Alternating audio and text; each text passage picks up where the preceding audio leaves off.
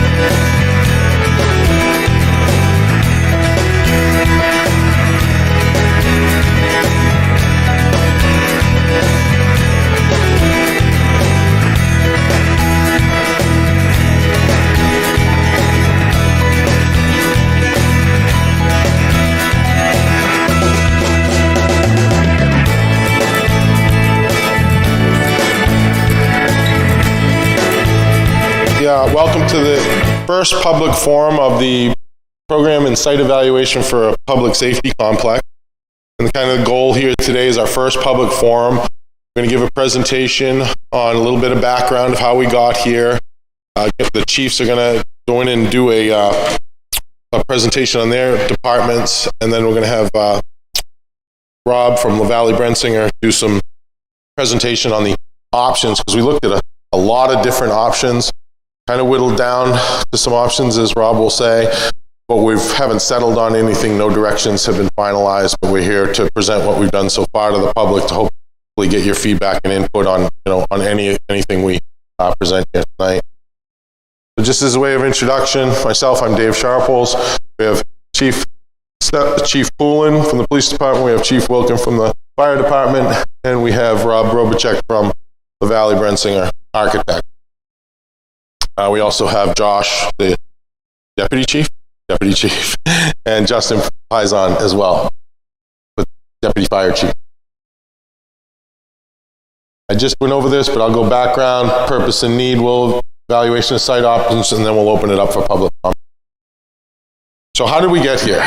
Well, we're going back over 20 years. There was a fire infrastructure study report that was done by FireScope Inc. The study focused on fire response times and examined the need for an additional fire station.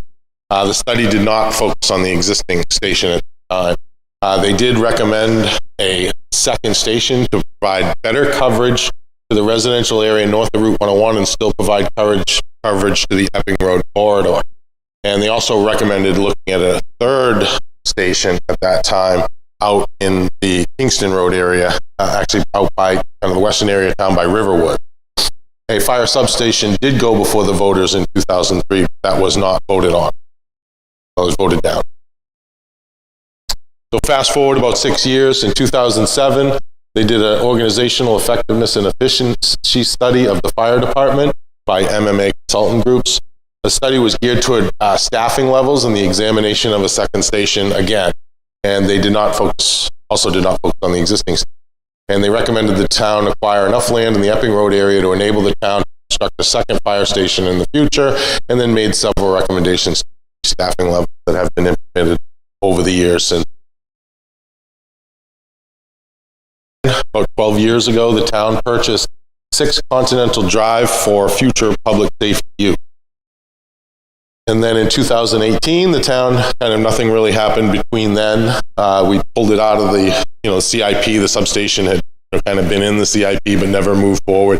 Kind of got pulled in the backseat to say, okay, let's do our master plan and then go from there. So in 2018, the town adopted the master plan that included 2 agenda items as they relate to public safety. And one was resolve outstanding issues with public safety department facilities through a comprehensive public safety services evaluation that includes recommendations, and based on the findings of that service evaluation, move with top priority recommendations and identify grants to support final design and construction as well as staff. So that, from the master plan, we went out and hired the consultant Center for Public Safety Management in 2020, who did a pretty comprehensive fire staffing and deployment analysis. They focused mostly on staffing and deployment, dedicated a section on a facilities discussion where they discussed the needs and standards for both fire and police facilities. So this was one of the first studies. The last 2 studies really just primarily focused on the fire department. This study not only focused on the fire, but also looked at the police facilities as well. The report identified numerous challenges with the current facilities, lack of administration space, training room doubles as an emergency operations center, which isn't the best practice. There was 1 shower area for 5 to 8 staff on duty. Storage areas had to be, reach capacity. As you'll see in the photos, there's a server room that was actually built outside the building, and it's very cramped. Any hallways here have storage lockers and boxes piled up, and everywhere there's a free space, there's need for storage. So the study recommended the town conduct a space needs assessment and provide site options for the town to explore, and that's what we're doing here. But we went forward with a warrant article in 2020 to conduct a program and site evaluation.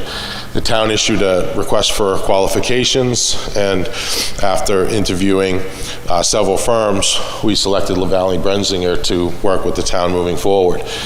So far to date, 4 documents have been created. One was the programmatic needs assessment for both fire and police, in-depth look of their operations and what their needs are.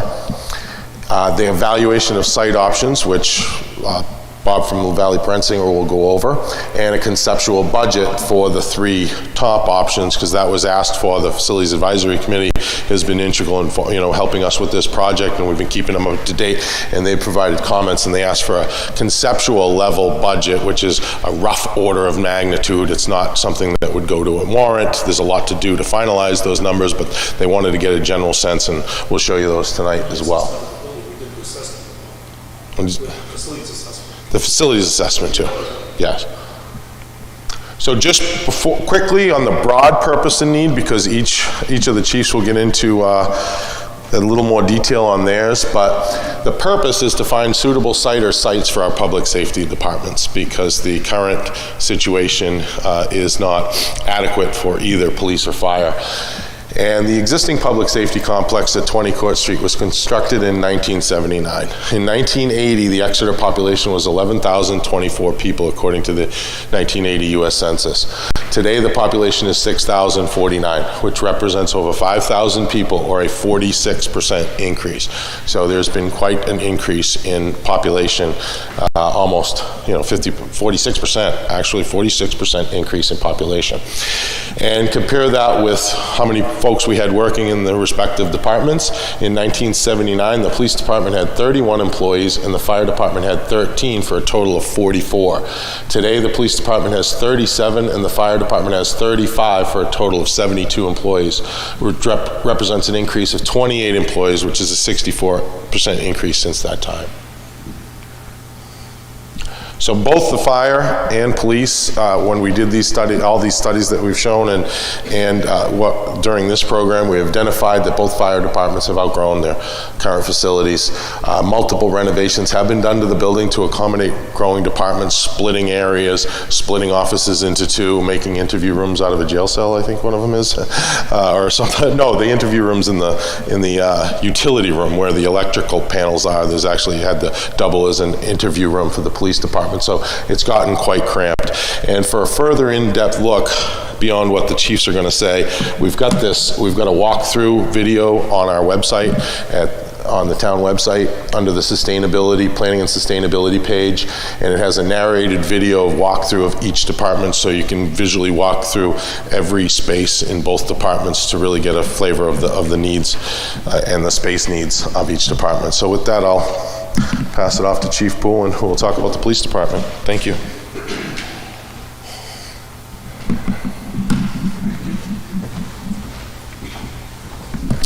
Hello everyone, thank you for coming this evening. I see many familiar faces. I appreciate you taking time out of your evening to come here. This is one of several public meetings that we're going to have, so I'm sure we'll see you again. Some of the things that Dave just mentioned, I'll reiterate as well. What we currently have is roughly a 41-year-old building, which has been consistently changed and renovated over these past decades. If you look at the original floor plan and you look at what it is today, you'll see some dramatic changes. Hallways have been turned into office space. Closets have been turned into a kitchen. The atrium has what used to be an open lobby atrium is now a floor for detectives. So we actually have officers on top of what was never a floor before. And with all that comes challenges with the HVAC system, the roofs leaking, and things like that. So as Dave mentioned, we did do a video walkthrough. Police and fire did their separate videos, and I would urge you, I know many of you here have already toured the police department with various committees and whatnot, but if people watching at home haven't, they can easily go on that website, go on our town website, go to the planning department, and take a look at that video tour. It will really be eye-opening. So we're now at the point of simply having used up all our available space and functions, which is impacting several high liability areas of policing. These high liability areas affect not only the personnel of the police department, but also the citizens that we interact with and that we bring into the police department or that want to come to the police department to report any kind of issue. These areas consist of employee, victim, and witness privacy rights. This pertains to the ability of supervisors to privately speak with their subordinates about their performance evaluations or any kind of private issues that might come up. The ability of officers to privately and discreetly interview victims or witnesses. Dave mentioned we have a quasi-interview room off the lobby, which is an old electrical room. It's not adequate to be interviewing someone. And that would be in place of someone that can't come up the stairs to be interviewed in our recorded interview room because we only have stairway access up to the second floor at this point. That even affects detectives that share a giant room with 4 or 5 detectives that could be in there all at once on the phone trying to talk with victims, follow up with companies or witnesses, and there really can only be one on the phone at one time. It's very daunting to try to get privacy or a discreet conversation in there as well. We have evidence and property retention. We're at capacity now. There was a cell that was transformed into more of an evidence storage room as well. Over 10 years ago that was done, but we simply have no more room to renovate. And the issue with evidence, and when you look at, I'll skip ahead to when you see in 1979 how many staffing that the police had and what they have today, it's more than just personnel in the department. Policing itself and technology has changed so much to need more space, and what that means is we're now taking more evidence and holding evidence longer than they were in 1979.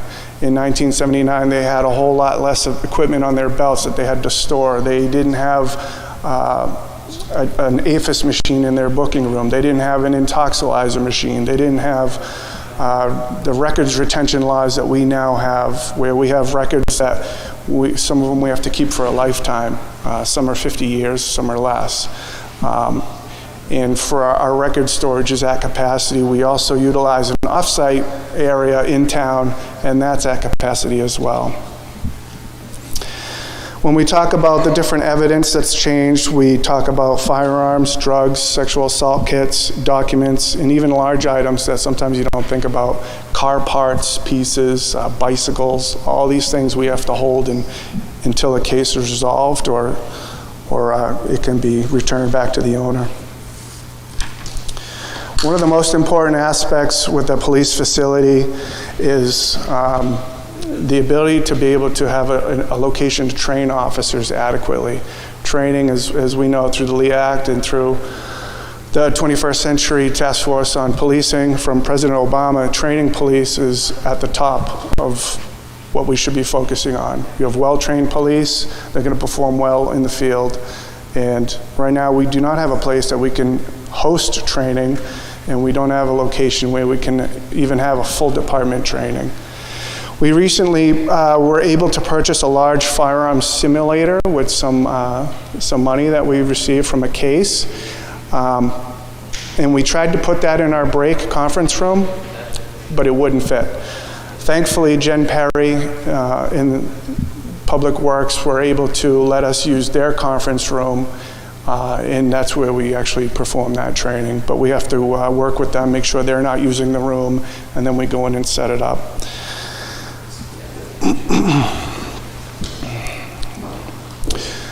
Municipal Resources Incorporated, or MRI, they were conducted an independent study of our spatial needs in coordination with LaValle Brensinger. This report doesn't get into the ADA deficiencies of the building. There was a separate report done for the town on that.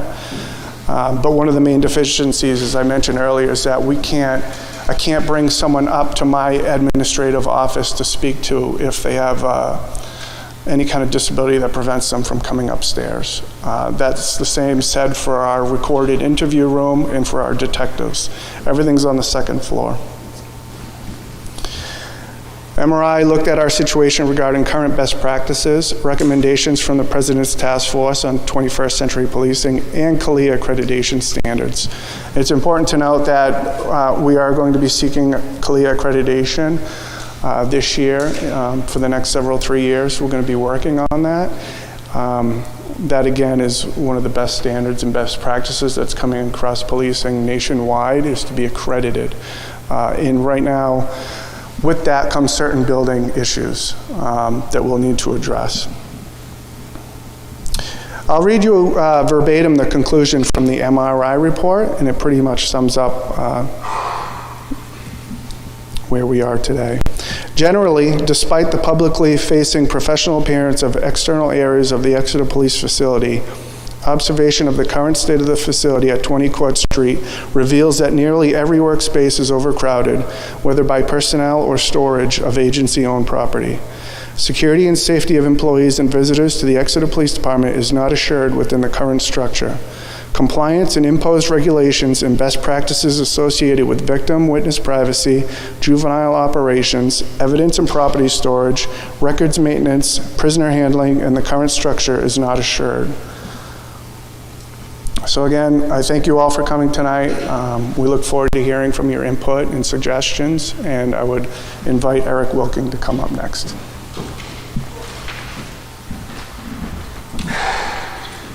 Thanks, Chief, and thank you all for taking time out of the evening, as you've already been, Chief Poulin mentioned. My name is Eric Wilking, your fire chief, and I don't have as brief of a report as the police chief does, so bear with me. I think Dave Sharples did a great job kind of outlining where we are and where history has brought us. We have some of the same spatial needs, some of the same personnel issues of the police department. It was already mentioned that when the facility we're using was built, we had 13 full-time firefighters, a chief and 12, but what wasn't said is we also had about 40 call volunteer people back at that time, and they didn't live at the firehouse, so they came and they went home, but that's how we end up fighting most fires. From 1979 to 2021, we've gone from 13 full-time to 35 full-time people, and that's because the call volunteer roles have predominantly fallen away. People aren't available, they're not as community-oriented, and they don't live or work in the community like they did, the ones volunteering. A bigger problem to us that isn't really realized by the police department as much is our needs for our apparatus and response vehicles. In 1979, we had 4 engines, a ladder truck, an ambulance, and a staff car for the chief officer. Today, we still have 4 engines, a ladder truck, 2 ambulances, a forestry pickup truck, and 5 staff cars. So there's not an appreciable difference until you start looking at what we had. In 1979, an engine was 28 feet long, 8 feet wide, and 8 feet tall. Today, the trucks are 34 feet long, 11 feet wide, mirror to mirror, and 10 and a half feet tall. So you start to begin to paint a picture of the building that was built in 1979 to house what we had and the building we need to move forward and look to the future. We have a ladder truck that currently does not fit in the maintenance bay. We have 3 inches of clearance on both sides of the mirror, backing it in and driving it out. And it has already struck the building once, causing over $25,000 worth of damage. In my world, I live by the premise, if it's predictable, it's preventable. And I predict the ladder will hit the building again at some point in time in the future. We have things like a boat that was purchased last year, brand new, a 16-foot Grizzly tractor that we use on the river. We have a high-lift bucket truck. We have a pickup truck with a plow, and we're trying to identify the need of when we're going to need a 3rd ambulance to provide coverage to the town in response to emergencies. None of those vehicles have a place inside our current structure. There is just no apparatus space for them, so we're at a crossroads. How do we anticipate or make that work? We chatted earlier in the budget season about purchasing a tanker truck, a truck that holds several thousands of gallons of water to help service the northernmost areas of town without hydrants. We did some research around. We visited the area fire chiefs. Chief Paisan and I went to Epping and we looked at their tanker truck recently purchased. The truck is 42 feet long, 11 feet tall, and 11 feet wide. We physically could not back it into our current fire station. So we abandoned the idea of buying a tanker truck for this cycle to allow us to kind of look forward and see what we're going to do about the current facility, or perhaps another substation or second facility. Some of the interior conditions the chief spoke to from the police department. When the fire station was built in 1979, they built 5 bunk rooms to support the 4 firefighters that were currently working. It had 1 unisex bathroom and shower, which was adequate because at the time it was a male-dominated sport. Everybody was a man. There were no women, or not even thinking of putting women on the fire department in 1979. The meeting room fit 24 people, adequate for a staff of 13 or 14 at the day. There was a chief's office, an assistant chief's office, some file rooms, an electrical room. Today, we have 28 firefighters, 4 female firefighters, 1 unisex bath that was designed with the building. We chopped 8 feet off of our training and meeting room to make 2 more bathrooms available so we could actually afford men and women separate baths and separate showers. But in taking 8 feet off of our training room, we've now limited the space in there to fewer than 20 people. Our staff is 35, their staff is 37, and our agencies can't meet in our own training and meeting room because of the needs of the building. So just paint a picture of what it's like upstairs. The kitchen supported 6 people. On any given day, there were 14 people working in the fire station, including staff officers. So we're forced to eat lunch at our desk, take breaks in our office, because the staff of 7 per shift is all that can fit in the kitchen area at the time. Some of the studies that you've heard have not only talked about personnel, they've talked about equipment, they've talked about various responsibilities of substation system. You heard we even talked about having a Riverwood station at some point in time to perhaps house an ambulance to support a quick response to that area. All great ideas, all have come and gone through time, and all were partially implemented. I arrived in town in 2005. I was hired as the assistant fire chief, so I was intimately involved with the study that was conducted in 2007. That study, at that time, we had 5 people per shift. That study recommended we immediately look to hire a 6th person per shift for the main predominant reason to try to minimize the reliance on overtime to cover the necessary shifts due to vacation, vacancies, sick time, and other reasons. So we implemented that pretty quick. We were able to move money in the budget. The select board was receptive, and by 2008, we had 6 people per shift and saw a 50% reduction in overtime. So we hired full-time and reduced our overtime.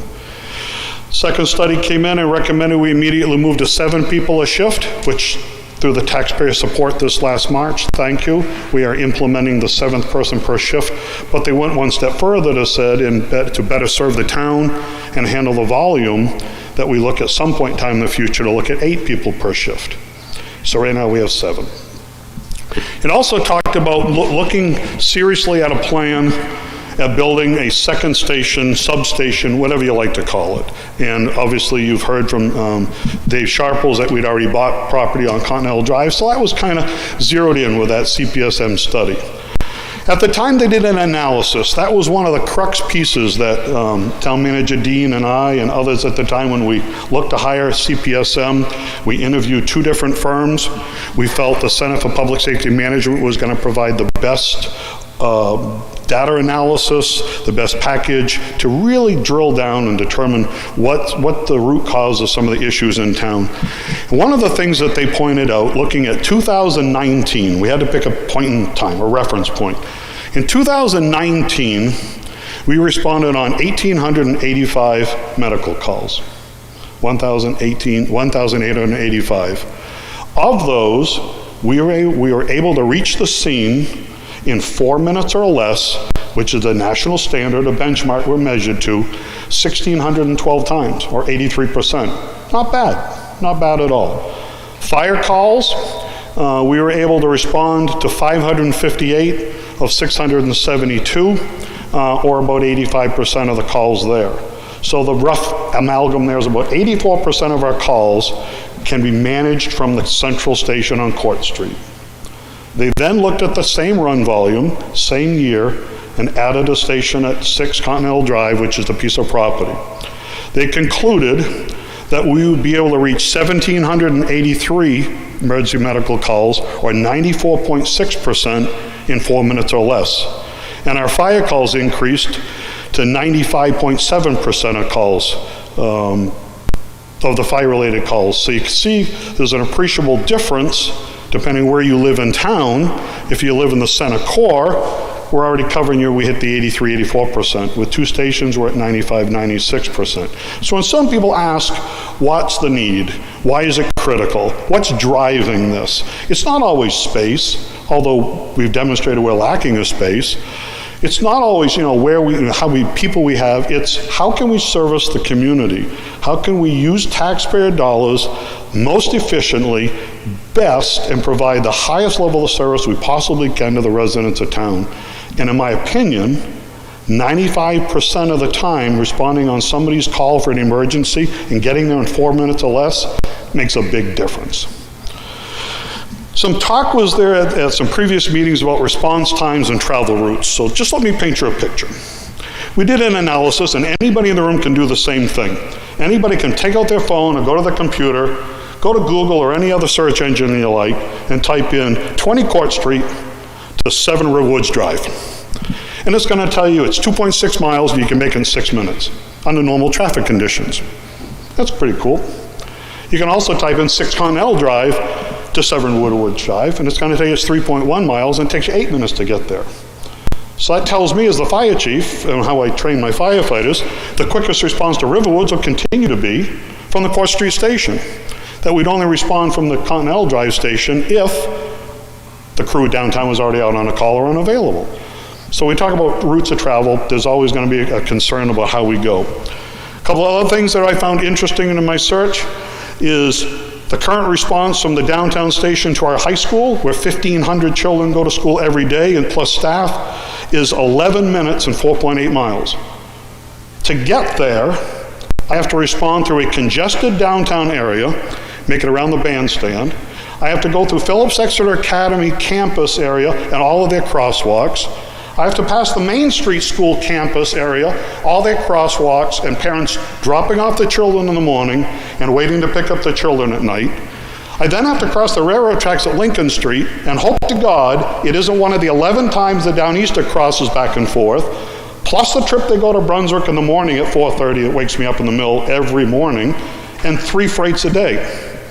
You start doing the math at what are the odds of the railroad track delaying our response 3 to 4 minutes to allow passengers to embark or disembark off the platform and the train gets moving again. It adds to the delay.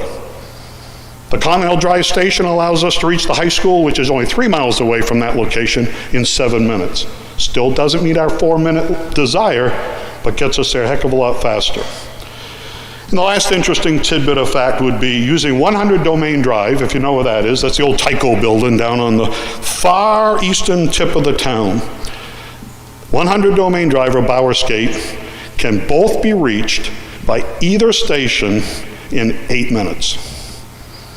That means Continental Drive to 101 and getting off exit 12, or the downtown Court Street station going all the way out, whatever we want to call it.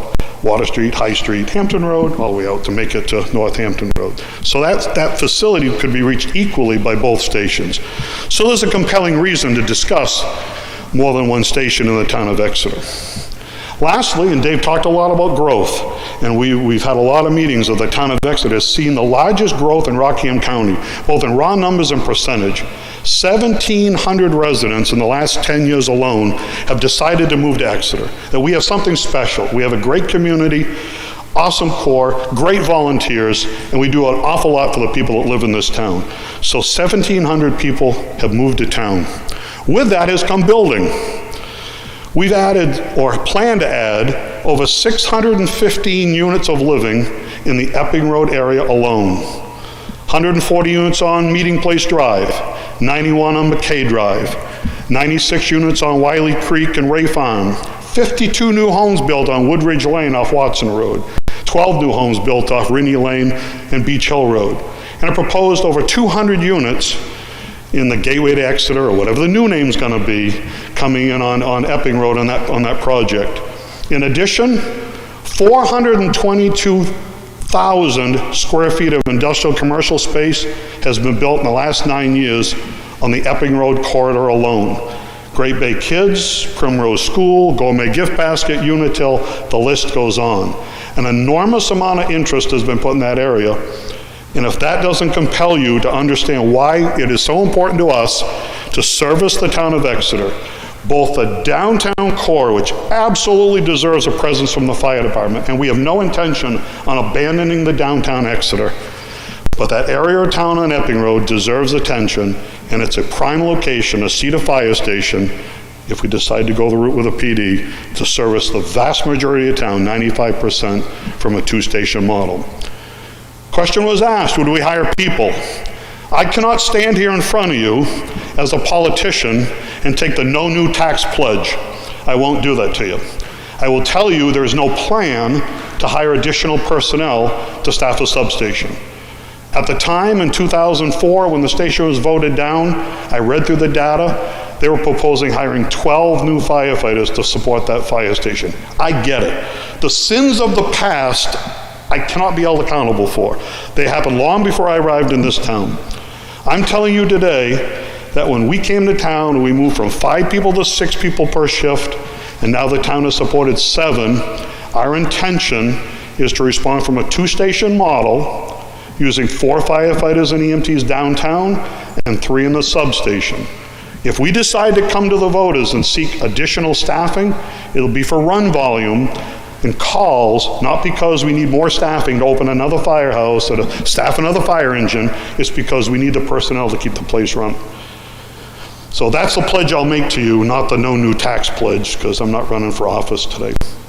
I'm obviously going to be here throughout the hearing. I'm looking forward to listening to anybody's concerns. I have a ton more notes that I tried to be as brief as I could, that hopefully I can answer any questions you might ask or that might pop up after Bob finishes his financial side and building side. Thank you for listening to me. Rob? Thank you. So just arrows, right? Right on cue. All right. I'm not running for office, so. My name is Bob Robichek. I'm the Civic Studio leader. There goes the fire trucks now. Right on cue by the bandstand. I'm the Civic Studio leader for La Valley Brensling Architects. My specialty is public safety. I've been doing it for over 30 years. Currently working with multiple New Hampshire communities, including yours. And I just want to, it's hard, we've been working together since early November, right, Dave, pretty much. And it's hard to, I'm not going to try to, go through every piece of that work that we did. Dave went through all of it in his part. But we looked at the current building and evaluated it generally for its condition. We did the programming that I'll talk about in a minute. Our consultant, MRI, did an operational analysis that really sets the tone for the physical programming. I'll talk about that in a minute. And then the town identified initially 4 sites that we looked at. The town came up with those, so we looked at those, and I'll talk about that briefly. And Chief, can I ask you for the water? It's there. It's right there. Thank you. Forgot to bring that up. Thank you so much. And we did test fits for those sites based on the programs that we developed with the chiefs and their command staffs. MRI did have some input into that because it's space is not just space, it's operational efficiency. And then we did the test fits, and and then we did some, as you mentioned, Dave, some rough order of magnitude costs just based on similar type projects in New Hampshire and northern New England to try to understand what are these numbers telling us. So I'm going to go through this at a reasonable pace. I'm not going to read the tiny print. All that stuff is available on the town website, I believe. So first thing we did at the same time that we looked at the existing building for just general conditions for the mechanical systems and building shell and all that good stuff. The building is getting up in age. I graduated undergraduate in 1978 and was in graduate school in 79 when this building was built. So and then, so how did we do that? We met with, we had questionnaires. We met with the command staffs for both departments. We had a kickoff meeting where we talked about the data that we're trying to collect, and then we collected the data, and we had multiple meetings with the chiefs and their command staff, and David was part of those as well. to really understand the future needs. Now, when we look at future needs, we don't look at just today's needs. We look 20 years out the best that we can. You know, they say the rear view mirror is always clear and the windshield's muddy, but we always look forward 20 years. We don't want to be planning for a facility, especially given the growth that was mentioned by everybody who spoke before me, that would be potentially once built obsolete or, you know, in 5 years. So I'm not going to dwell on these. Again, this is all available on the town site, but I'm looking for the pointer here and make sure I'm pointing. Yep. So this is just a summary page for fire. The areas in yellow are the existing square footage. The current building is about 17,000 square feet, and the fire takes approximately 12,100 square feet of that on 2 levels. The program going 20 years out, this could be 2042, it doesn't matter, was about 22,300, just to round it up. That included all the functions, including the apparatus bays, which in a fire station tend to be one of the biggest space consumers because apparatus is big. The numbers below here are the square footage of a possible substation, which is about 6,000 square feet, but that number is included in this. So if you were to build a substation, this number would go down by 6,000 square feet, okay? This is a lengthy list of all the apparatus. The chief and the deputy chief and their department command staff gave us a good idea of what their apparatus is. And I know we can't read all of this, but we looked at the apparatus and how many bays that would mean. So when we look at this from an architectural standpoint, every piece of equipment is not a bay. You can have back-to-back, front-to-front, you can have double-loaded bays, you can have a lot of different things. So we came up with a bay count based on the apparatus currently and anything projected 20 years out, which could have included a tanker truck as well. Down here, I know it's hard to read. Again, this is all on the website. It shows what apparatus might go to a substation versus at the main station, or if it's all in one place. That's basically it. The police, we started out originally at about 18,000 or so square feet, right, Chief Poland? And then we sat down and we right-sized the program, trying to cut it back. So where we ended up for 20 years out was at about 15,800. I'm just rounding up a few feet. 15,800. You do see here, again, that the current police space is about 7,400 square feet on 2 floors. It's incredibly cramped. And so I did make a note here that we cut the program back. You can see it right there. I take it back, 17,700 was the original program. One of the things that I wanted to mention about these programs and operational analysis that MRI did is when we look at a project like this, for police and fire, and sometimes it's EMS, which is EMS because you have ambulances. There are a lot of things. For fire, we look at apparatus, which you already mentioned, Chief. The housing the apparatus is key. Apparatus has changed tremendously in size. When I first got in this business, average overhead door at a fire station was 10 feet wide and maybe 12 feet high, maybe 11 to 12 feet high. Now when I design a fire station, it's 14 feet high and 14 feet wide. And we have a lot of people that we work with, other towns, where some of them have to literally let the air out of the tires of their fire trucks enough to squeeze in their stations. Your station is very tight, as you pointed out, Chief. That's number one. So apparatus is number one. It costs a lot of money. Number two is firefighter health. We've learned a lot about health and welfare of firefighters in terms of cancer exposure, things like that. So the decon aspect of that is critical, and also are the living quarters as well. And for police, the biggest challenge is when you design to CALEA and IACP standards, which you guys are going to be CALEA certified, right? You're going through the process. There's a lot of issues that impinge on the station design that has to do with perimeter safety, welcoming to the public, yet secure. You want to have a welcoming presence. What we call a business end, which is a sally port, booking, intake, processing, temporary holding is critical.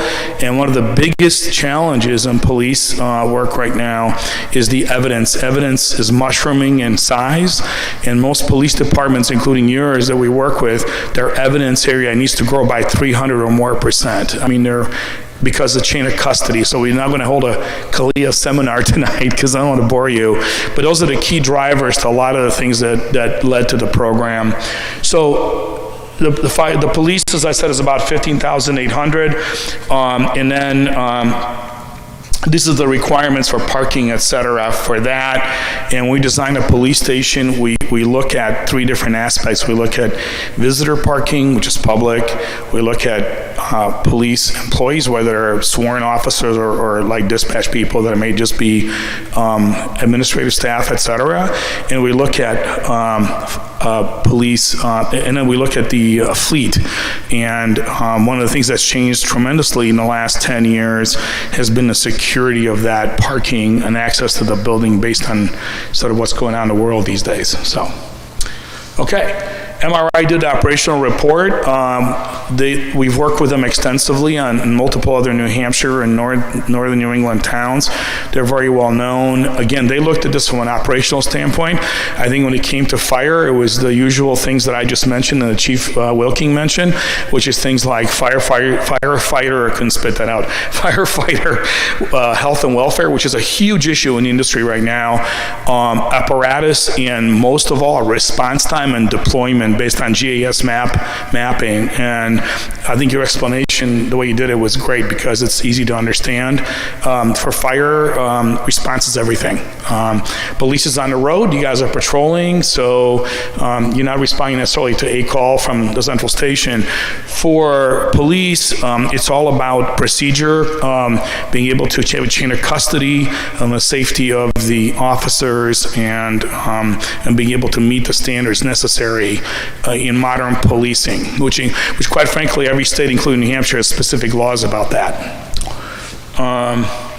Some of your proposed sites, I'm going to go through these really quickly. I'm sorry if you can't read that. It just, again, everything's available online. We were given 4 sites. We were given 20 Court Street, which is where the building is now. And on Court Street, we looked at multiple options. We looked at a new combined public safety building, police and fire. We looked at a fire department only, where we would demolish the existing building and build a brand new building. We looked at fire only also as a renovation addition to the current building, and also for PD only. At Continental Drive, we looked at a new police station. We looked at a 2-bay substation with a police station, which we'll see in a minute. And we looked at a new PD with a substation combined. We also even did a tested for a brand new fire station just to see if it would fit, but there was not a recommended option that we built a main station there. We just more to look at it. The third site was Holland Way, which you folks may be familiar with. It's close to the shooting club, to the gun club, and by the river. And that's a very large parcel, but it has a lot of challenges to it. And we looked at that for a main fire station. If we did a fire station there, we would be a substation somewhere else because of response time, because of where that's located. And also a combined public safety building, police and fire. Since we did the studies on the sites, which I believe ended somewhere in at the end of January, that Holland Way property was sort of taken off the table. But we did our homework, so we're gonna show it. The last property was 32 Court Street, where the senior center is. That was suggested by some folks, and we looked at that for police station only. Understanding there's 3 buildings on that site right now. What you see in yellow here, which I'm not going to bore you with, is all the different phasings that would be involved, but I'll just pick one example, which is actually one of the solutions that we did recommend, and that would be that if a new police station's built on Continental Drive, that would be done first, okay? Police would move out of 20 Court Street, and then fire would take over the whole building, and it would be either a renovation with an addition or some combination thereof. So the takeaway is that whatever implemented here, except for building a brand new building somewhere else for both departments, would involve some phasing. Okay? So I'm going to go through these pretty quickly. So this is just a summary of the options. So option 1, again, I know it's very small, but option 1 is pretty much what we talked about. It looked at a police with a substation. I got bigger drawings of this coming up in a minute. A police building with a fire substation on Continental, and then here at 20 Court Street, it was going to be keeping the police part of the building and demolishing the fire piece and building a new piece for fire, which would result in a total fire station for the central fire station of 16,300 square feet, with the other 6,000 going to the substation, okay? Option number 2 was basically building. The constant here in all of these was the combined police and a substation, even though they could easily be divorced. But that's what these concepts were when we did them. So this is the same concept at Continental, a new police with a substation. And then this one called for demolishing the current building as an option and building a brand new one-story fire station of 16,300 square feet with appropriate size bays and all of that. In the Q&A, Chief Wilking can explain to you why a one-story fire station is desirable, right, Chief, over a two-story. And there's operational and readiness issues in having a one-story versus a two-story building, right, Chief? So, option number 3, again, the constant here was the police with a fire substation. This one looked at a fire station only on the Holland Way site, a brand new fire station. And then option number 4, which was the last option, was looking at, I'm sorry, that was the third option, I apologize. So those are the 3 primary options. I'm not going to get into this. Again, this is all available. What we did when we looked at the sites is we looked at it very sort of removed and unemotional of every site, because we don't have an axe to grind, you know, we just want the best solution for the town. So we looked, working with our civil engineers, VHB, we looked at various things. We looked at, I'm just going to talk general notes about the site, architectural components, pros, cons, and then civil engineering pros and cons. And we did that for every one of the sites and the combinations. And that's how we arrived at things like saying, well, we recommend this as a good option versus this one, for example, which was really not recommended. This happened to be the central fire station over on Continental, which really we just did for, I don't say for fun, but we just looked at it, right? So we did this very thoroughly. We worked closely with the chiefs, with David, our civil engineers, and we really tried to distance ourselves from any emotional attachment to this site or that site, just looking at them purely in a professional, logical, rational manner to arrive at what we believed as a group was the best approach. All right. So the site diagram's a little bit bigger. You can actually see these. I'm going to go to these. These are the same ones that were smaller on the chart. You with me? Same ones. So this one showed, it's all about fire, Chief. No, this one actually, I lied. This one actually said if police and fire were to stay downtown in the current building, which is 17,000 square feet, but we have the need of approximately 15,800 plus 22,300 with no substation, right? We have to have a much larger building. So this just explored what that would look like on the current site, and it did keep a piece of the, it looks like Chipul and your little piece was being saved in that one. Excellent, right? Because this one looked at fire only, okay, fire, I can look myself on my piece because it is a little bit hard to read, the lighting is not great. This option here was fire only, and it kept the police piece, took everything else out, which would give you new apparatus bays that could actually fit the equipment that you have properly, and put an addition of 10,000 square feet to make up that difference, you know, between the two. It turned out that the police roughly plus the addition would be roughly giving you the footage you need. Now this one assumes that a substation is built, okay? Otherwise you'd have to have more square footage. You with me? Okay. The last one of these showed a brand new fire station, the one story we just talked about, which would demolish the current building and a substation would be built. So those are the sort of the mix of options on the current site. This one is on Continental. It showed the police with a parking for, the green is visitors, the blue is police, and I'm not going to get into the weeds, but when you do, it's on a police station, you need to have up to 3 different means of egress and ingress out of the site. You need one for public, so you don't mix with the police traffic, ideally, and their parking has to be separate. And the police vehicles and the police staff really should be in a protected parking area.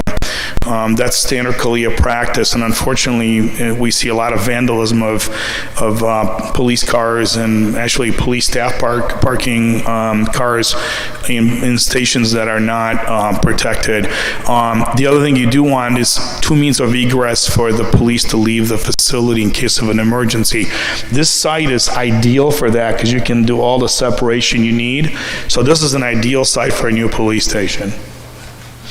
This is a combination of the police with a fire substation. You see the ambulance bay and the apparatus bay. The red is the fire parking, public parking, and then police in the back. Again, you have a separation of apron for the apparatus. Apron is just a fancy word for a driveway for the fire trucks. Apron. You have 2 means of egress for police, and then the public is close to an entrance, but not interfering with the police traffic. And this is a crash course in public safety design, right?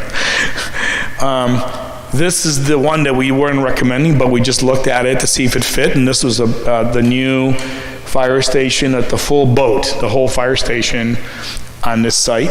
We're not saying you should do that because response time is an issue for a main fire station, but it fit well. That's a great site. This was the Holland Way site, which showed a combined police and fire on Holland Way. The gun club is over here, and this is Holland Way. So this is the light bulb plant. Is this still a light bulb plant? What is it now? Yeah. So right there. Again, I mean, it's a huge site and everything worked reasonably well, but there were a lot of challenges to the site that David can talk about. It's not really a great site, and if you were to build a fire station here, you would absolutely need to have a substation, would you say, Chief Wilking, for response time. It's just too far out there right now. This is fire only, so obviously it fits because of a combined facility fit. The fire only would fit. It's a smaller building. And this is a quick test fit we did for 32 Court Street. You can see the rec building, senior center, and the building which I believe is a fire museum on there. And the challenge with this site is that the residential neighborhood, but also being able to put the parking and the different levels of parking you need for this, we're quite a bit short there, and it could be done, but it would need some real out-of-the-box thinking. We're almost done. So we ran some really general numbers for a mid-level construction level project that would be, not made out of vinyl siding, something that's reasonably in Exeter's character, but not a Taj Mahal. We haven't done conceptual design yet. This is just based on square footage of the programs and the site layouts that we showed you. We have yet to do, pending community meetings, the actual concept design for the police and the fire, which is the next step in the study. But just to quickly walk you through it, this is done by a professional estimator that we work with. I'm working with him in 4 other communities right now. He's based out in New Hampshire. He's actually in Bedford, and he's very knowledgeable. We've worked together with multiple communities. So just to go over these real quickly, we had a low to high sort of range here, and these are all the 3 options. And the constant is the new PD. Right there is in all 3. That's on Continental Drive, okay? So you see the range there. This is new PD with a substation. So the substation adds this much to that site. Because the original 3 options, we include a substation in each one. That's why it's done this way here, but you can definitely see what the police versus the substation is. This was the 20 Court Street, renovate the PD section and build a new fire addition, so that if you remember the option where we kept a 2-story police section, right? and we demolished the existing fire piece to add bigger bays and better living quarters and operational and decon. That's what this one is. So the option one, I'm sorry, you see the demo, renovation, and addition to the current fire station. In option 2, we had basically a new fire construction where we would the police would move, okay, right, would move, and then the current building would be demolished and a new fire station would be built on that site. What's interesting about this, and again, these are just initial preliminary numbers, is there not a lot of difference between these two. I mean, there's a difference, but not that much between adding and renovating and between just doing something brand new. Not that big of a difference. Last option, which is included Holland Way, basically the difference is the new fire station at Holland Way, and you see how that plays out. Very similar in cost. The site costs were higher on Holland Way because of the site, and that's why there's a little bit of a difference there. The footage is the same footage, because all of these assumed that we're building a substation, right? If we were not building a substation, then these, let's say for example in option number 2, that number would have to move down here. You follow me? To be able to, provide the full footage of the fire department, okay? And we are looking at some other options, including renovation of the existing public safety building with minimal changes to it. We haven't really done that yet, but that's sort of in the cards. This is just what we had done up to, I would say, probably part of the FAC meeting, which was in like the end of February, I believe, so. And what happened to Q&A? I don't know. There should be a Q&A slide, but there should be a Q&A slide, but that's pretty much it. That's what you didn't get. I don't know what happened to that slide, but I can hold it up for you. So thank you very much. Hope I didn't bore you to tears. Thank you. Thank you, Bob. Thank you, Chiefs.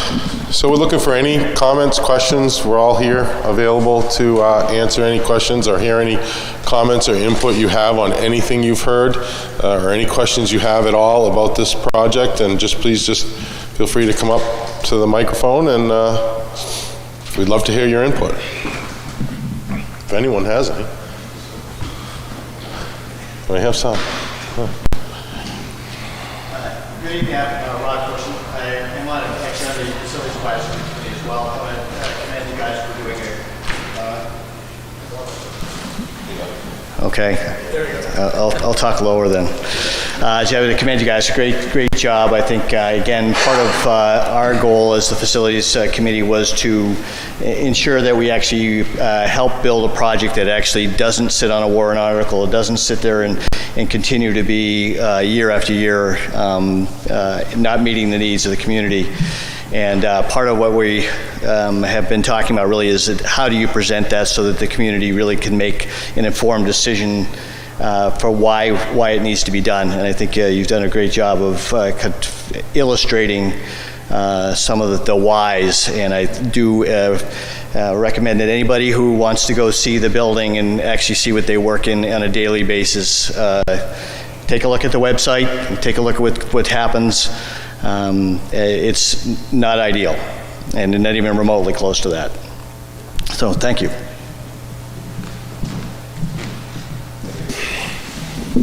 Anyone else have any comments, questions? Yes, Kathy. Just because you need more public comment, I want to say that when you brought up the timeline, I remember a lot of that. And I said to my husband, oh my God, it's been that long that we've been volunteering with the town. So, I've been working on the budget committee with the police and fire and know that there is a great need. And I hope with the climate that we have as far as inflation, and this is going to be a really tough project to get in front of the voters and to inform them. And I appreciate all your help and work on that because it's going to be a tough one. Yeah. Thank you.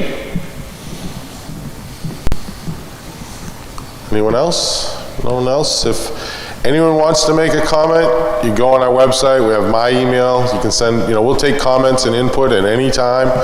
You have the chiefs, send it along, we'll get it. We did get a letter from an abutter on the 3032 Court Street that called us and wanted to make sure that was part of the record, and we assured them it was. So if you think of anything, this will play on a loop as well on the local access channel. It'll play, so if you have any comments, any advice that you think of in the future, feel free to email any of us. We're available on the town website. So is that everyone it? All right, well, thank you very much for coming. I appreciate it.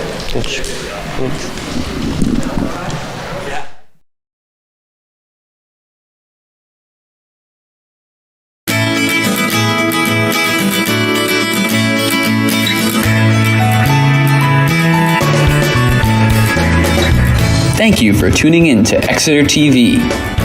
Exeter TV is the town's public and government access channels, available on Comcast channels 98 and 22. Channel 98 is your channel. If you have an idea for a program, want to host your own talk show, or submit a film, we're here to get your content on television. On Channel 22, we bring you live and replay coverage of government meetings and other town updates. A third channel, Blue Hawk Media, is operated by SAU 16 and can be found on Channel 13, with all your school sports, events, and meetings. You can watch Exeter TV online at exeternh.tv, Apple TV, and on Roku. Find us on social media for extra content. Subscribe to our YouTube channel and hit the bell to get notified about live streams and new content. Tune in to our platforms every other Friday to watch the Exeter Biweekly Report, with recaps of recent events, updates from town departments, and messages from nonprofits in your area. If you head to our website, exeternh.tv, we invite you to sign up to our newsletter to receive monthly updates about new content, upcoming meetings, and more. We'd like to thank you for taking the time to watch Exeter TV and hope that you tune in to our other content as well.